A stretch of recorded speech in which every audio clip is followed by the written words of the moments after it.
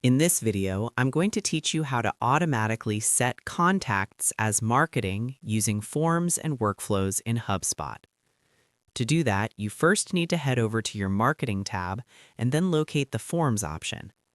Once you have done that, you can either create a new form or edit an existing form that you currently have. On my case, let me head over and edit an existing form. Let's edit right here, this one. Once you have chosen this, it will open your actual editor for your forms. With this, you can set your form submission action in the form options. You can click onto this settings right here and click on submission settings. From there, you can actually connect your workflow, and you can click on this option to add logic as well for this case, wherein users can add logic and create or connect a workflow to make it much more feasible. With this, you can add an action to select the Set Contact as Marketing option as well. So that's all there is today, and if you haven't signed up for HubSpot yet, make sure to use your affiliate links given in the video description. Thanks for watching, and I will see you in my next video.